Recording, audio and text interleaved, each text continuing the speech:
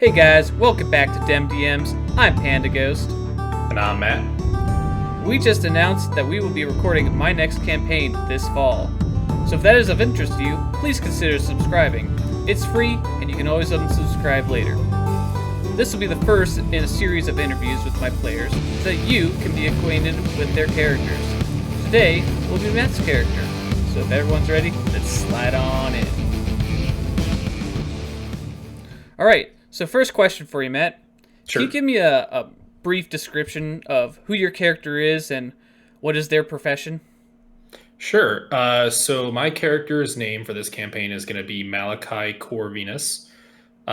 He is a Eldritch Knight fighter, human.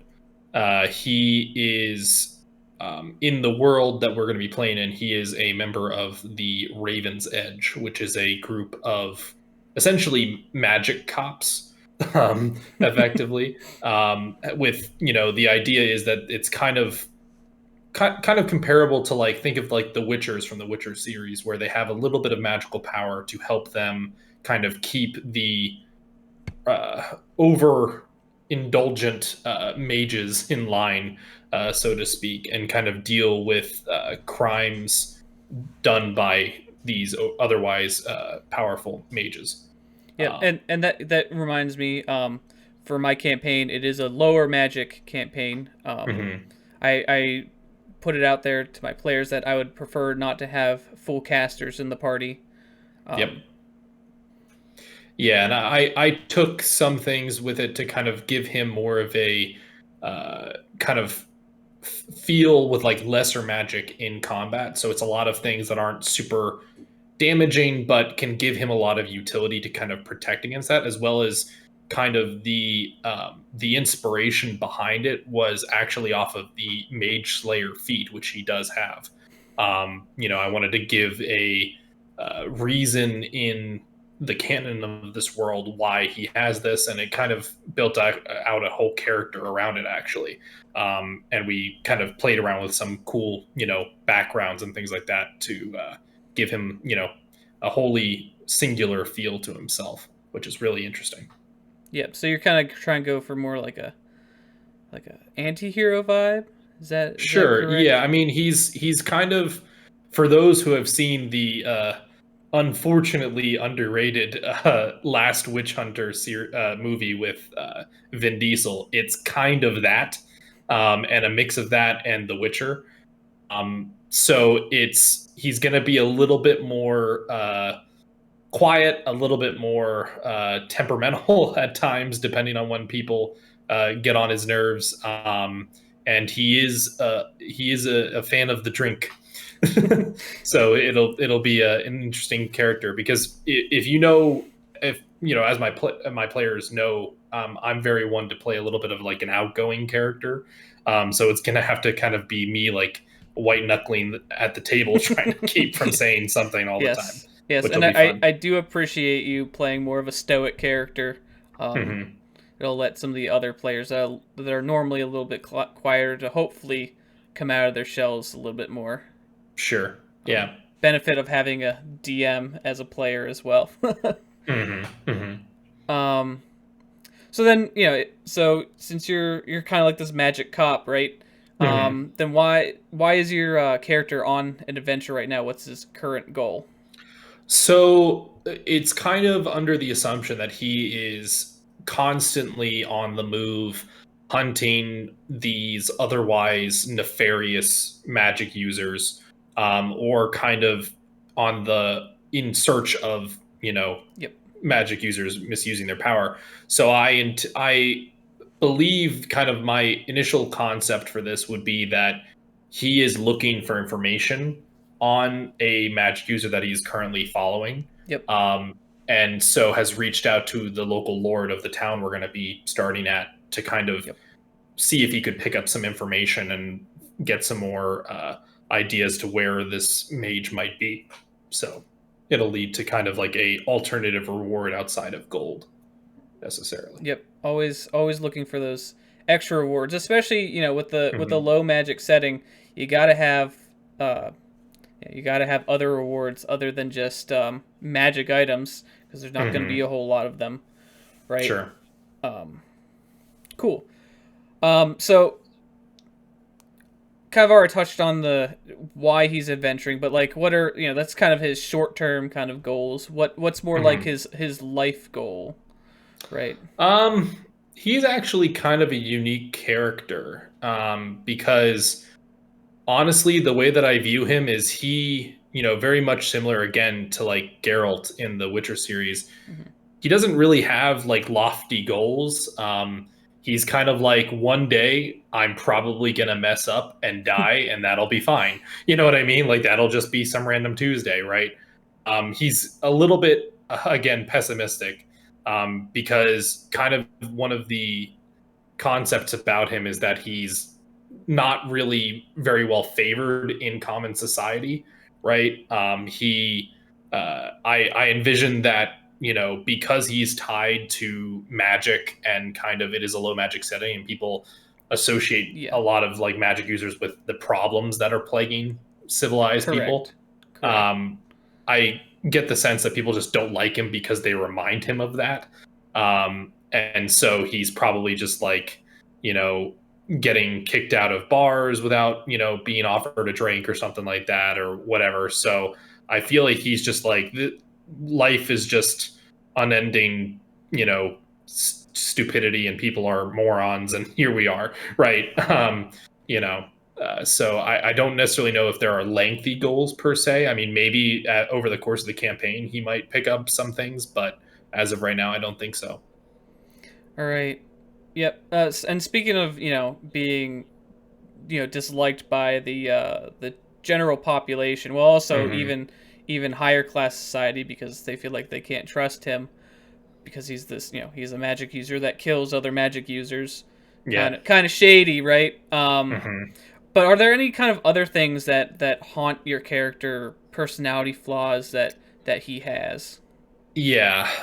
So, uh, for your character in my game, I kind of have been putting the screws to them a little Yes, bit, yes. every now and again. And so I kind of told you when I created this character, I was like, I want you to just, every time something's going well for me, just kick me into the dirt. You know what I mean? I just, as recompense for all the stuff I put you through in my game. So I was like, it'd be really cool if rather than having the lucky feat, he had an unlucky feat where just like randomly you can decide to have me re-roll something or have give me disadvantage on a roll or something. Or a bird I craps think on that your would, head. yeah, I think Just it would just randomly.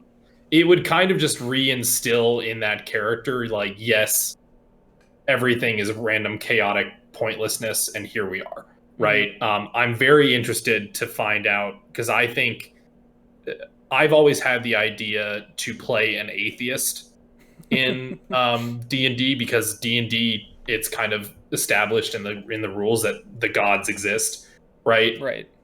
And I don't necessarily know if atheist the right word, but he's of the opinion he's like, if you believe that your deity is looking out for you, you haven't been paying attention. Like the world is chaotic randomness, and you are just, you have belief, and I wouldn't take that away from you. But at the same time, I find you naive, and you're putting faith in a higher power when you should be worrying about your own life. You know what I Hmm. mean? Um, so there's that. I think he also as most D&D characters do, he has some childhood trauma, right? That Yeah. probably It wouldn't instigates a be a lot of this. D&D character without some childhood Yeah. trauma. I like to think that he developed these small bits of magic early in life, and had this kind of like veil of unluckiness kind of hanging over him the entire time, such that his parents didn't really know what to do with him. I think his mother was a little bit more like nurturing, but I think his father was just like, get him out of here as soon as possible. Because he's the problem with everything, right?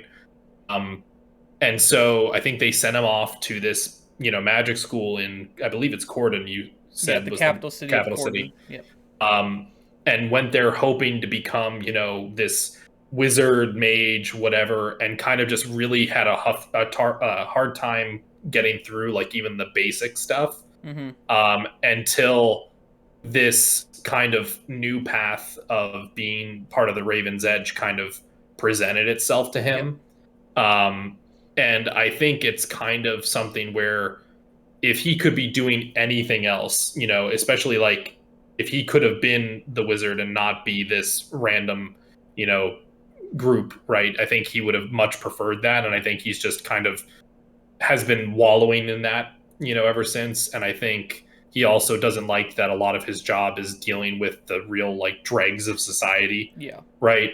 Because there are also very, nice spellcasters, right? Like, it's not all doom and gloom in my world, but, your character specifically deals with the worst of the worst.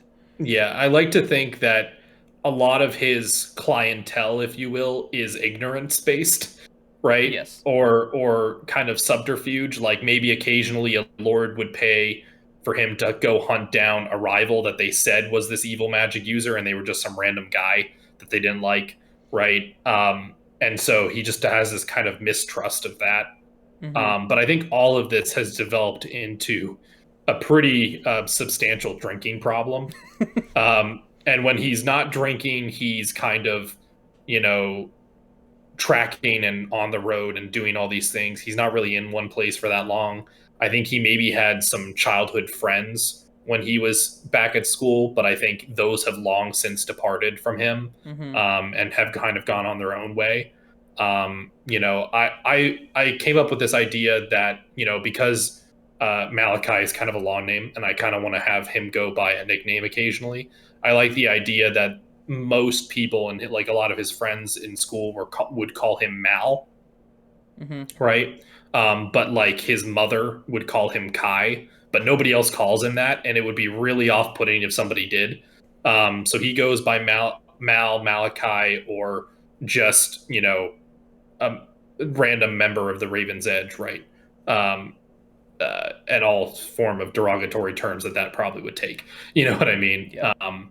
And it's almost impossible for him to not get noticed by it. He does have we talked about this, he does have a brand on his neck with the symbol of that order. So anyone that kind of sees that instantly knows that is who he is. And he's not like ashamed of it. He just knows that like people don't trust him, and he doesn't want to fight against that, right? Yeah. Your organization has a reputation for dealing with people, maybe not always in the... Well, I mean, also, yeah, maybe not dealing with people in the nicest of ways, but also, like, you fight a spellcaster in a small town, right? There's going to be collateral damage. Yeah. I also like to think that he's not just a murderer, right? Like, he doesn't inherently hate magic users. I think he... and this goes into some of the personality traits that he has, actually, that he holds them accountable for their actions, or tries to, but he's also not going to be swayed by someone saying, oh, that guy's evil. He's going to put them to the test first, or at least need evidence for things. But I also like the idea that he's not going to kill you if you're an evil magic user. He's just going to get in close and chop off your hand so you can't cast somatic component spells. Right. You know what I mean? Right. Which is most. Yeah, which is most. And that, I think he's just going to be, the silent, deadly, kind of gruff jerk that the party kind of has to deal with for the first bit of the adventure until maybe he can, grow on them a little bit. But yeah, it'll be fun. I mean, it's not the first time, but it's one of the times that I've had my charisma in the negative. So I really need to play that up, in my opinion, to just kind of make it different than a lot of my other characters. This is a sequel game to one of your first campaigns that you ran for us. And in that game, I was a bard, a very kind of flamboyant bard. And so it's going to be kind of a complete 180. Yeah. Which will be real characters fun. Completely. Yeah, which will be real fun. So, yeah. All right. Well, I think that just about does it. Be sure to like the video if you liked it, subscribe, and sneak attack that notification bell. But until then, join us next time when we slide into DemDMs. All right, guys.